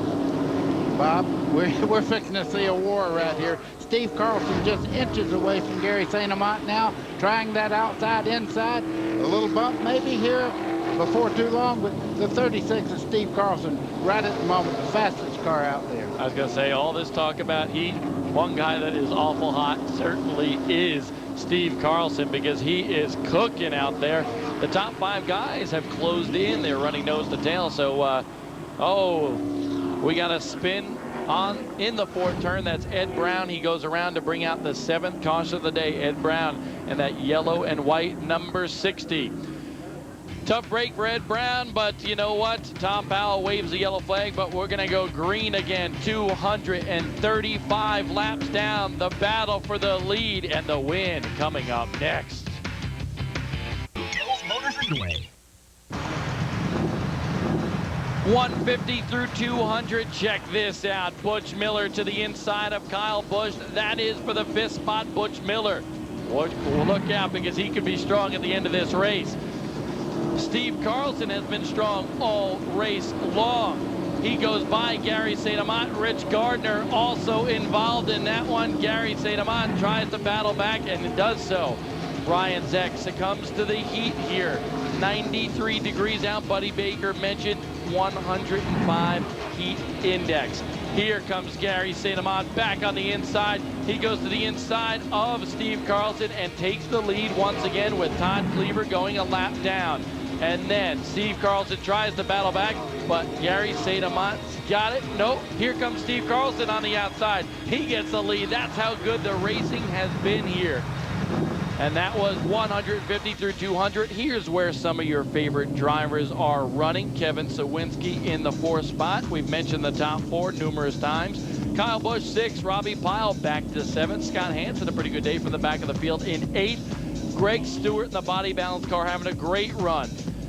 Greg Williams up to 15th, and Mark Plure 14th. Pat Kelly with those problems. We saw him on pit road, buddy, a little while ago. He is back and out of contention for the win here today. Yeah, they're pushing the car back in the infield as we speak right now. That's tough luck. He ran very well all race long.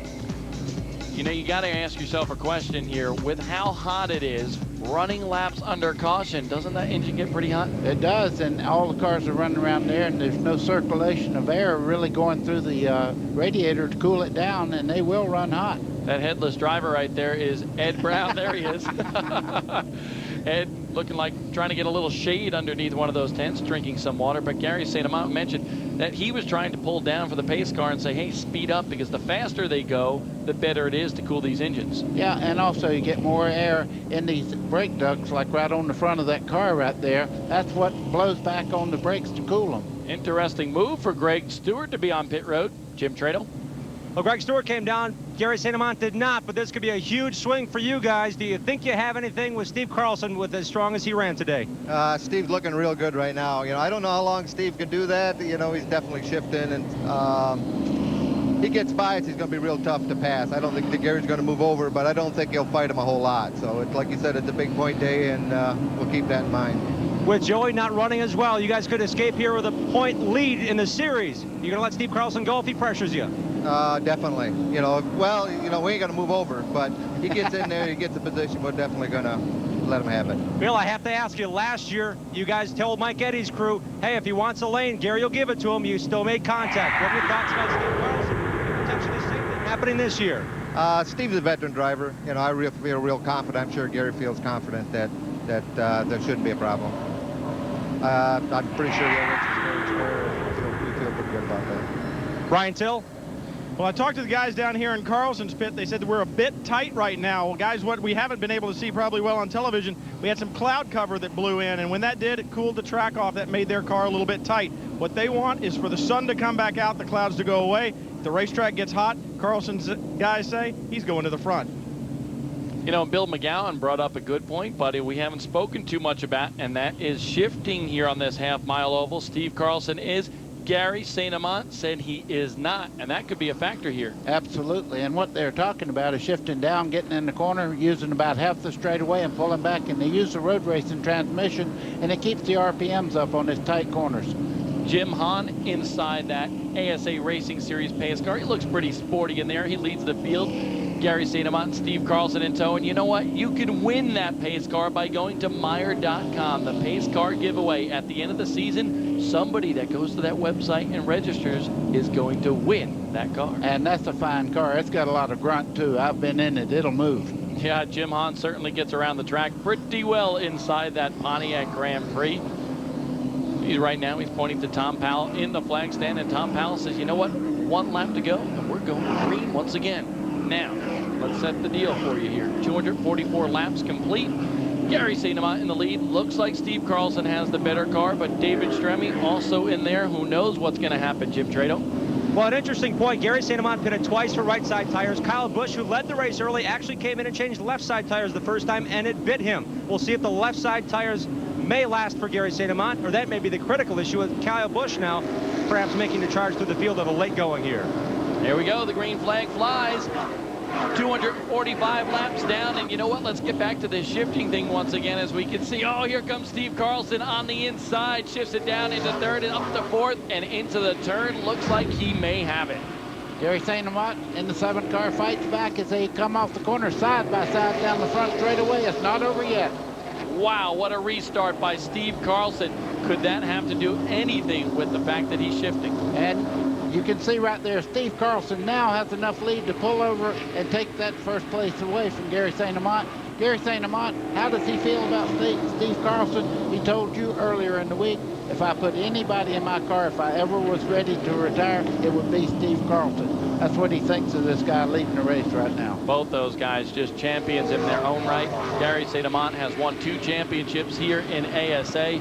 Now he has fallen back to second. You know what? He's got a rear view mirror filled with that 11 car again. David Stremme, 3rd place in the point track now, and points are an issue. You see the 83 right there, Joey Clanton? Well, he's way back in the standings right now. And just in front of him is the 53 car for Scott Hansen, the striker number 53. He started way back. In fact, last, 34th, he's up to 8. Yeah, Clanton is in 21st at the moment. Why did he go back out there? Those points are very valuable. So he's making time right now, trying to get some more points, because he did lose quite a bit by having the problem with the fuel cell earlier in the race. Check out that graphic. 26 wins for Scott Hansen. He's certainly no dummy. He knows how to get the job done on these racetracks. In fact, he's won here. Yeah, and to think that car was in 3 pieces middle of the week, and they had to work on it to get it over here. They were working on that car this morning, making everything secure in that 53. Kyle Busch running 6th, Robbie Pyle 7th. Kyle Busch having a pretty darn good run. Went bowling with him last night, and he had a little bit of a problem. Had the bowling ball stick on his thumb, threw the ball. The ball went through the ceiling of the bowling alley and never came down. That might be a first on this whole wide earth. I've never heard of anybody throwing the ball through the roof at a bowling alley. I actually got the ceiling tile that fell down at Viking Lanes and presented it to him at the drivers meeting this morning. Jim Trado. Hey, Bob Dillner, if Kyle Busch did not put that bowling ball through the ceiling tile, I think you would have. Didn't you have a competition with him on that? All right, it comes out. Yeah, we bet 10 bucks. It's all about money. Come on now, you lost the bet, didn't you? Oh, boy, how about that? Jim Trado, you know, we went bowling last night. Our producer, John Mullen, smoked us all with a 163, but we're not going to talk about that anymore. But we did have $10 on the line to see who can throw the ball the highest, and Kyle won because he put it through the roof. I'm sure you'll be welcome next year when you come back here. A great time at the Viking Lanes here in the Madison, Wisconsin area. But Kyle Busch, let's get away from that bowling stuff. No, I don't want to talk about it. You bowled a 163? No, John Mullen, our producer, bowled a 163. And you know what did you bowl then? Well, I bowled a 123 when he was there. When he left, I had a 186. And he's telling me now in the IMB that he doesn't buy it. Well, Bob, it's your story. Tell it like you want. It's the big fish, and it only gets bigger. Steve Carlson, his fish looks pretty big today. He may be able to score the biggest one because he's leading this field with 45 to go. And you know what, buddy? I don't know if anybody can catch him. Steve Carlson right now running beautifully out there right by himself. Well, Steve Carlson, I'm still cracking up over that whole bowling thing, you know. But Carlson, he'd be a pretty good bowler, too. I bet you right now, if he wins this race, he could probably go out there and bowl a 300. Carlson trying for his first ASA win this year on a part-time schedule in that Trop Arctic number 36. We've got a lot more action ahead, so please don't go away. Butch Miller, well, he's still fit. We'll be back. Woof. 200 through 250. Here's what happened for the ASA Racing Series at Madison. Just in front of the leaders, Pat Kelly goes woo, right around Steve Carlson. Gary St. Amant and David Stremme avoid that one. And then the pit stops, the last ones here during this 300-lap race. You know what? Those guys of the AC Delco team did a dynamite job. They came out first. Take a look at the line. Fred Mullum says, wait, guys. David Stremme comes out second. Steve Carlson third. But you know what? Steve Carlson, that is not going to stop him. He goes by the 11 of David Stremme for the second spot. Restart on lap 245. Closes the gap for Steve Carlson on Gary St. Amant. And there you have it. Steve Carlson goes into the lead here at Madison International Speedway for the BF Goodrich Tires 300. Under caution once again, the 8th caution of the day. Joey Miller slows on the racetrack in the Great Clips 51. And let's take a look at where your favorite drivers are running, because I want to know as well. Steve Carlson, Gary St. Amant, David Stremme, and Kevin Sawinski still hanging tight there in the 4th spot. Butch Miller, Robbie File, Kyle Busch, and Scott Hansen. You got to give a hand to Scott Hansen. He's had a great run. And Greg Stewart in 9th. This team has battled adversity all year long, buddy, and they're running in the top 10. Yeah, and nobody even expected them to show up, first off, and then to have a great run like this. And thumbs up. Danny Fredrickson, one of the top rookies here in ASA, running 22nd. Ryan Zeck, we showed you him with some heat exhaustion, running outside the top 20, as all are the rest of these guys, including Big John Silverthorne in 33rd. Howie Ledow, he's wondering if his driver, David Stremme, can get by St. Amant and then challenge Steve Carlson for what would be his 2nd victory this year. Wisconsin is a beautiful area this time of the year. Come up here on vacation because you can have a lot of fun. Some nice lily pads on the water, one of the many lakes in the Madison, Wisconsin area. Some great scenery. We've driven through a lot of it, buddy, but you know what? Scenery is great, but a great race is even better, and I think we're about to have one here. I think so, too, because everything is a race now. Everybody's nose to tail. We're going to see who has the muscle now.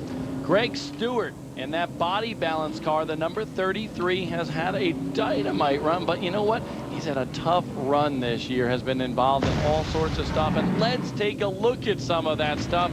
5 Flags Speedway, actually Chris Schultz in that car for him in relief. Greg was a little exhausted from the heat.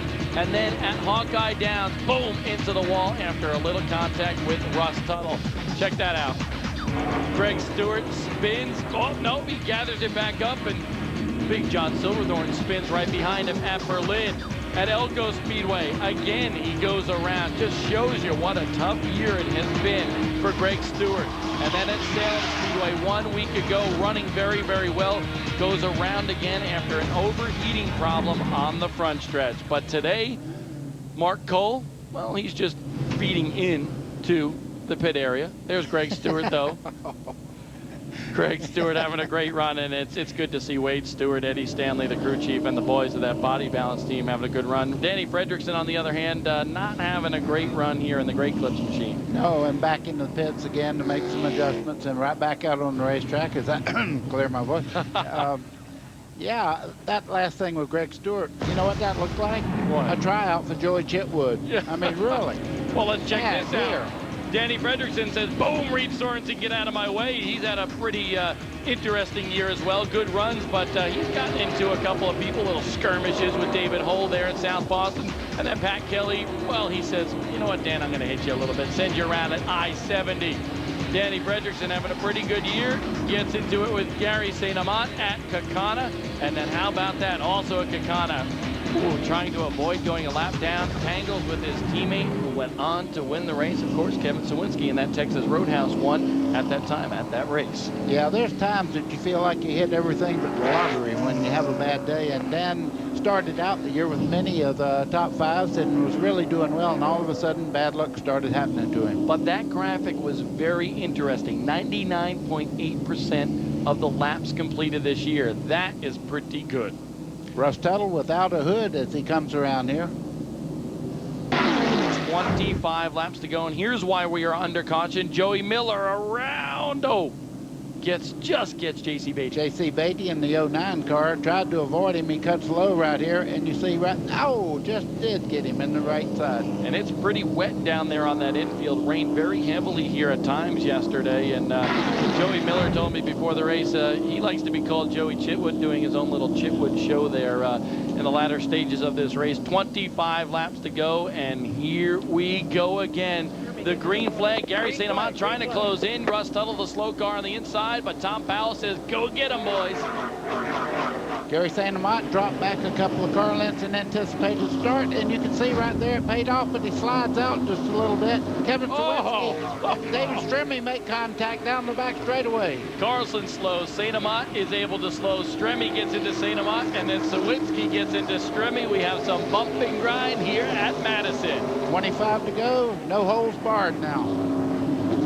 Sawinski in the Cabela's number 1, trying to hold off Butch Miller in the ASI Limited 04. that the battle for fourth on the racetrack, but just in front of them. Pretty heated as well between the 11 of David Stremme in the Meyer car and the AC Delco 7 of Gary St. Amant. Gary St. Amant slid out on the last turn, but now he has the tires cleaned back off and had a great entry out the turn 2 just now. There is Kevin Sawinski in the Coca-Cola 1 having a pretty good run. Had some problems early in the race with the electronic system in his car, but no problems right now. Still hanging there in the 4th spot. Talking about great starts, Steve Carlson got about a 6 to 8 car length lead as they got back underway here, and he's been able to hold that lead. But you see Kevin Sawinski going through the corner right on the bottom, just behind him in the 04 Butch Miller. Check out all those fans here at Madison International Speedway. They are just as tough as the drivers because they hung in here in the 93-degree heat today. You got to give them a hand because they've shown that they really enjoy racing ASA style. Anybody that's ever been to a race knows race fans are just as tough as the guys out there. Especially here in ASA where it's all attitude and bumping and banging all the time. But right now, no bumping and banging for the lead because Steve Carlson's opened it up a bit. Yeah, he's opened it up, but these guys are running perfect laps just behind him. And this 7-11, how many times have we said that? Every time near the end of the race, these two cars find each other. They're like magnets to each other. And you know, those two guys are going to gain some ground on points leader Joey Clanton. I was told by ASA they cannot overtake Joey Clanton for the point lead, but they will certainly close the gap. But we've spoken about Gary St. Amant in second, but you know what? David Stremme was just 30-some-odd points behind Gary St. Amant coming into this race as we look at the AC Delco crew. Gary St. Amant giving it all it's got there. You can see the back of the car sliding just a little bit as he made his exit out of the corner. And I will tell you that David Stremme is inches away from the back bumper of Gary St. Amant. John Benke, the crew chief for the 36 car, taking a few puffs on a cigarette down there on pit road, watching his driver, Steve Carlson, lead this one. Steve is from up around this area. In fact, actually lives just outside of turn number 1 at La Crosse Fairgrounds Speedway, but he has run the Wisconsin tracks for a year and knows this racetrack like the back of his hand. If anything, it looks to me like Gary St. Amant is closing in just a little bit on Steve Carlson. He's pulled it down to about a 9-car length lead now. As they go down into turn 3, you can see behind him, Gary St. Amant able to hang right on the bottom of the racetrack. He is catching Carlson. 15 laps to go. The gap, he is catching him. They must have been listening to me today. Looking at that is Kevin Merrick's son. Kevin Merrick works on the number 17 for Mike Garvey, and looks like it's a little hot down there. Yeah, and you can bet right now Steve Carlson knows he has to run perfect laps because one of the greatest short track drivers of all time is Gary St. Amant's running in second and pulling down just a little bit on him. I'm surprised the gap is this wide at this point of the race. I thought we were in for a doozy here, and we could be with just over 10 laps to go, but pretty surprised at the gap right now. Yeah, and these guys right now, you have so many good people, but look at Bush right there in the 07, just behind him, Greg Stewart. These guys are going at it back in the field. Kyle Busch in 8th, Greg Stewart 9th, and you know what? Here comes Stewart in the body balance machine knocking on Busch's door. And you know, it looked like Stewart may have the better car at this point. Well, I know that Greg Stewart was a little aggravated with his performance in the last hot race, and had got himself in better condition, and you can see it paying off right now. He's in there and fighting for position. Talked to him yesterday. I said, what are you doing to prepare for the heat? He says, I've been drinking water nonstop. He said he thought he drank over 20 bottles of water, and that's what you got to do, don't you? You got to keep your fluid level, that's for sure, but also you have to have a tough body. I mean, you have to be tough to go out and compete all day long, right on the edge. Oh, he's pretty tough. You see the muscles on that guy? He can beat me up. Well, don't comment there. Okay, let's get back to racing. 10 laps to go. Stewart trying to go to the inside of Kyle Busch, and you know what? A pretty good run for Kyle Busch too, because a lot of times we've seen that team fade a little bit, but since they got this Howe chassis car, they've been really turning things around, buddy. Yeah, and that is a brand new car, as you just said. And the other thing is that Kyle Busch works on that race car, you know, 7 days a week. He's right in there, and I think it's paying off for him right now.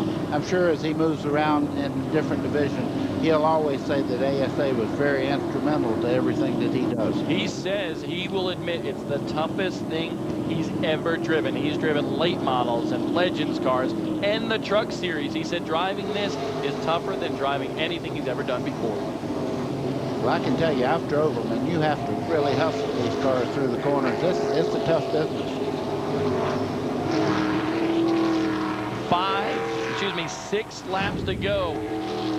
Greg Stewart right behind, right on the back bumper of that 07 RoushRacing.com car for Kyle Busch, but just can't seem to get by him. Maybe, just maybe, Greg Stewart might have to lay a bumper on him to get by him. I don't think he'll do it. I think these guys are pretty good buddies out there, and you know, if it was for the lead, yeah, I think he'd lay it to him, but I don't see that coming. Consistent finishes is what Greg Stewart needs. He knows that, and that's in the back of his mind. And seems you know him better than me. As they pull side by side down the back straightaway, Kyle Busch goes hard into the corner there, but Stewart has the better preferred line right now. These guys will have to fight it out here. Here we go. The body balance 33 on the inside of Kyle Busch. He laid a bumper on him, but Busch is not giving up until now. Stewart's got the spot on him. Greg Stewart now running 8th. Now the thing to do is just go back down there and return the favors, you see, and just not knock them out, but get them a little bit loose getting in the corner. But at the moment, Stewart has a little bit quicker car, it looks like. Yeah, you can tell Greg Stewart definitely pulling away from the 07 car of Kyle Busch with just 3 laps to go.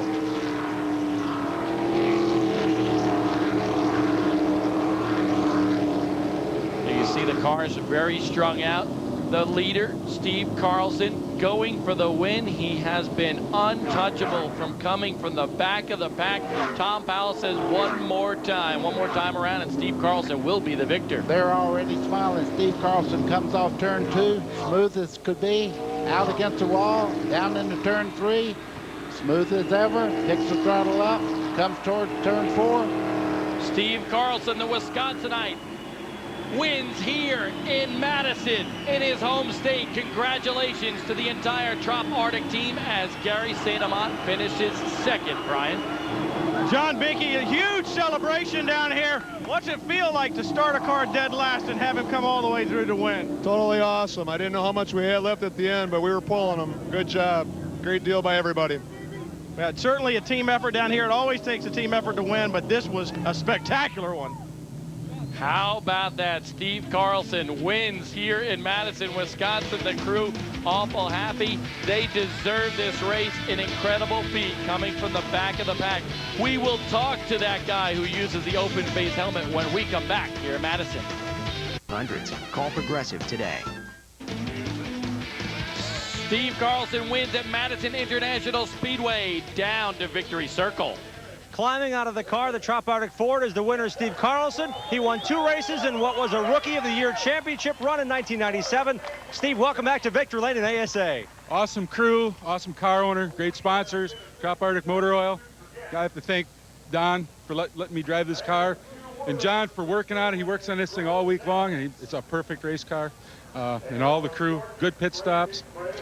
You did it from the back again, Steve. Talk about the winning pass on Gary. I saw early on the restart that Gary would push up off the corner a little bit, and I just saw my spot there, and I just took her. Their crew was rather defeated before you made the pass because your car was that good. Did you have anything else left? Because it looked like you had, at will, a chance to pass anyone you felt like. Well, I was just being smooth there, and my spotter said I was going 19 ones and twos the whole, last 40 laps, so I had a good race car. Talk about the home state advantage here at Madison. I know you race here at least half a dozen times over the course of a season. No, to be honest, I only race here probably twice a year for the last 5 years. But we usually win or run in the top when we do run here. On top again, first time at ASA for Steve Carlson in 2002. Brian Till? Well, Gary St. Amant, we got to stop meeting like this in P2. I know you want to win one, but this is a much better second place than you had last weekend. Oh, yeah, I told David over there that, he owed me about 12 grand from last week. Well, I'm going to deduct about 3 grand because he let me get straightened out down there in 1 and 2. So, got to congratulate Steve Carlson. Boy, I tell you, I thought it was BB back there, and he went by me, and I thought, Well, I know we're not going to win today because this is Carlson's home track, and he's got a lot of laps here, but real happy for AC Delco and Lane Automotive and all the sponsors that's helped this API team get to this racetrack every week. And when you saw the 11 car behind you, and I know that you kind of had a chain reaction, made a little contact over there. Any memories of last weekend pop into your head? Not really. You know, this time it was, I checked up because Steve got a little bit sideways, and you know, luckily David, you know, he checked up in time, and you know, it was just one of those deals. But you know, I love coming to Madison here. Fans are great. Hot day. Let's get back to Saturday nights, and maybe we get back to winning this race. Yeah, you and I talked about gears a little bit earlier. Do you think that got you today? I know Carlson was shifting. I didn't know he was shifting. He tricked me. But no, you know what? I thought we made the right move because I saw all the guys that shifted early. I saw them have problems. You know, I saw Joey. I knew he was shifting. I knew Kyle was shifting. I knew Danny was shifting, and they all had problems. So I think we did the right thing. You know, we basically won the race for all the regulars, and we're going to take the points and go after that championship. Well, it is all about points, and he says he tricked him, buddy. I'm sure you never tricked anybody. I tell you what, he didn't know he was shifting, but I think he had the big picture in mind, the points, and you heard him refer to it. You can see a very hot Joey Clanton there, loses a bunch of points, but is still the point leader in the ASA Racing Series. Walking back to his trailer, Rick Beebe trying to take a little break. Rick Beebe finished 10th, and he's trying to get reacquainted. There's Butch Miller. I don't think anybody looked like he just stepped out of the shower today. All these guys are hot. Oh, yeah. Butch Miller says, you know, heat really gets to me, but he still looks like a pretty tough customer, drinking a little Gatorade there, wiping the sweat from his brow. But Butch Miller with a good run, finishing 5th. That is a barn outside of turns 1 and 2 here at Madison International Speedway. Here is the top 10. Steve Carlson, St. Amant, Stremme, Sawinski, Miller, Pyle, Hansen, Craig Stewart in 8th, Kyle Busch in 9th. Todd Cleaver just outside the top 10. I know his hometown crowd was rooting for him here today in Madison. We'll be back in a moment. VF Goodrich Tires, take control. Coverage of the 2002 ASA Racing Series Championship is being brought to you by VF Goodrich Tires. Take control. There has been a bunch of number crunching up here in the ASA control tower, and you know what? We do have a new points leader, Gary St. Amant over Joey Clanton now. David Stremme closes in a little bit on Joey Clanton, but Buddy Baker, we do indeed have a new points leader. Steady Eddie, Gary St. Amant. Just by a nose, though. It's very, very close to first 3. Sawinski in 4th, Robbie Pyle in 5th, and Brian Till, I think, is with Joey Clanton. It looked like you had everything going your way today, but they say sometimes the bear eats you, sometimes you eat the bear, but to lose by like a gnat, that seems like what put you out today, a piece that shouldn't break. Well, I mean, that shouldn't break. I mean, the pressure regulator popped out. It's just a little snap ring, a little 5-cent snap ring popped out. But, I mean, we were buying our time. Kyle looked like air at the time. He wanted to run a little harder than we did. I've been here 2 times before and knew you had to save the brakes for the end. Campfire USA car was just great. I mean, I don't know what else to say. I mean, the guys just did everything we could. It's hard to sit there and have to ride, but still we're looking for them points and trying to stay out of trouble, especially there at the end. I mean, the guys started racing real hard and just have to back out of it. That's just hard for my driving style. All right, let's get to Jim Trado. I'm standing by with third-place finisher David Stremme on the podium again. This is, what, 7 races in a row? Another solid run for your team. Yeah, I mean, this is just showing the performance that we can put out. But, you know, the car quite wasn't as good as what I liked it to be. But, you know, to come out of here third, and we're looking at the rookie points, not really the overall, but it looks like we've got a run at the overall points. But, you know, we just got to keep this momentum going to Toledo, and I think we'll do really well there. There was some hairy racing going on. At one point on the backstretch, you had to split around Ed Brown to continue into turn 3. Tell us about it. Yeah, I mean, Gary didn't want me to lead any laps there. We're real close in the point battle, and that's 5 points for me. But, you know, we're here to put on a show for the fans, and I hope they liked it. But nobody got hurt out of the deal, and we'll just go to Toledo and see if we can put the Meyer car in victory lane there. David Stremme again, a 7th straight top 3 finish. Overall championship is in the sights. Brian Till. Well, Kevin Sawinski, it looked like you had a car today, but then to the back you go, and then back to the front you come. What a run. I'll tell you what, this Cabela's car was awesome all day. I think our main disconnect switch took a digger on us. We'd get up to the front and the thing would shut off, so I was flipping switches and I'd shut the main kill off, turn it back on, it would fire back up, and that happened twice. So, and then towards the end there, I think about 150 to go, my helmet hose came off from my helmet, so I had no air going to me. So I was just a rag doll waiting to get this race over with. Well, they call Rick Beebe the Rocket Man. I think Sawinski sounds like a pilot for the space shuttle, flipping switches all day long. Jim Trado? Robbie Pyle started 21st on the day, climbed to within the top 10, but I understand about midway through the race it changed a whole lot. What happened in the car, Robbie? Yeah, running fourth there, we lost the power steering line. I saw smoke and went in the corner, and there it went. So kind of hung on the rest of the day. Just we had a lot better car. I really think we had a car to win, or at least be a podium, but driver wimped out. There's too many laps for me, but Sitco car, Waltom team, everybody, their pit stops are great. We had something to contend with today. It just didn't work out. How much did it affect you, the heat or just the fatigue itself of trying to steer this car around 4 corners after 150 laps? Yeah, it was both. It was so hot out there, and then also trying to steer the car. It's like trying to steer your car when it's not running, you know, without power steering. So you learn to get around there the best you can without steering too much, and just hang on. We had a lot better car than what we had driver. Robbie Pyle, a valiant effort. Bob Dillner? You know, buddy, he said he wimped out, but that's pretty tough to run without power steering. Yeah, as you look at the rundown here, let me tell you, that's tough business when you lose power steering. A lot of guys had good runs today, and nobody was hurt. That's what we're glad about. Chris Wimmer, 13th. Joey Clanton way back at 21st. Dan Fredrickson, one of the Rookie of the Year contenders, 22nd. Big John Silverthorne, you see Jason Boyd there, had a great run at Salem, but not the finish he wanted here today. Buddy Baker, we got a lot more racing to go. We're going to Toledo in 2 weeks. What do you think? Nothing but excitement. You could see it today. More of the same. Toledo Speedway, Toledo, Ohio, 2 p.m. Eastern Time, Sunday, August 11th. Congratulations to John Benke and the entire Phillips 66 team with Steve Carlson, the victor here in Madison.